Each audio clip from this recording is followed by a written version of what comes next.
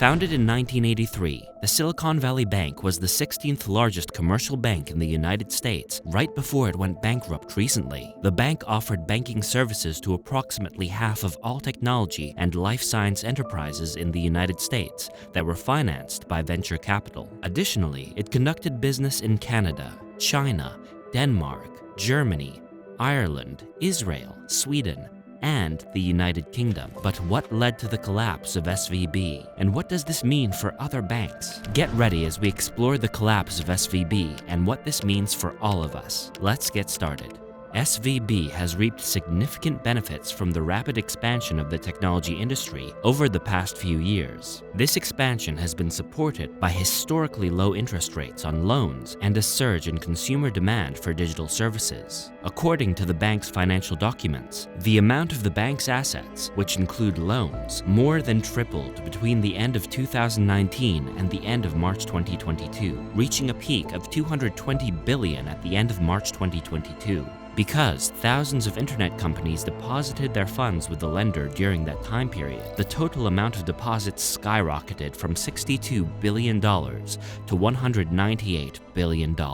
So, what caused it to collapse? The failure of SVB occurred suddenly, following a chaotic period of 48 hours in which consumers withdrew their money from the lender in a classic bank run. But the cause of its downfall can be traced back several years. During the time when interest rates were close to zero, SVB, along with many other banks, invested billions of dollars in US government bonds. What once appeared to be a risk-free gamble swiftly became risky as a result of the Federal Reserve's aggressive decision to raise interest rates in an effort to rein in inflation. The value of SVB's bond portfolio decreased due to the increase in interest rates because higher rates result in lower bond prices. According to Reuters, the yield on the portfolio was an average of 1.79%, which was significantly lower than the yield on the 10-year Treasury note, which was roughly 3.9%. At the same time, the Fed's rate hiking spree drove up the cost of borrowing money, which meant that new technology companies had to direct a greater portion of their funds into the repayment of their loans. At the same time, they were having difficulty raising new money from venture capitalists. Because of this, businesses were compelled to use deposits held by SVB as a source of funding for their operations and expansion. Customers started taking their money out of the bank in droves, which led to the depletion of the fractional reserve held by the bank. Because of this, regulators were forced to take action, and the bank was shut down. Although the problems with SVB can be traced back to earlier investment decisions made by the company, the bank run was triggered when the lender announced that it had sold a bunch of securities at a loss and it would sell $2.25 billion in new shares to plug the hole in the company's finances. This caused panic among customers and investors, who largely withdrew their money. Soon after, the bank's stock experienced a decline of 60% and drove other bank shares down along with it, as investors began to fear that a worldwide financial catastrophe would occur once more, as it did 15 years ago. By the following day, morning rolled around.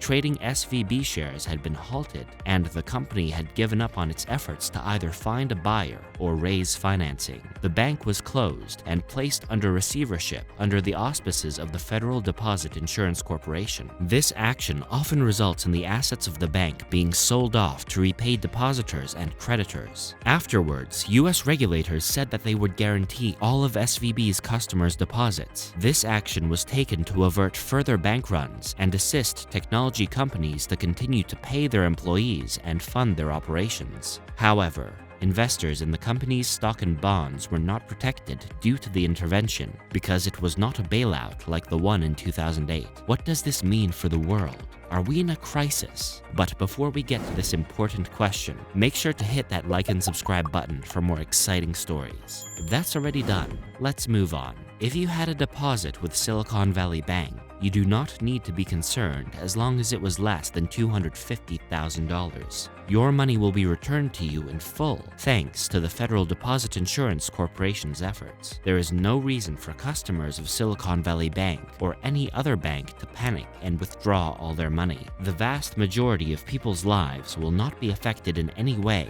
by the recent events surrounding Silicon Valley Bank.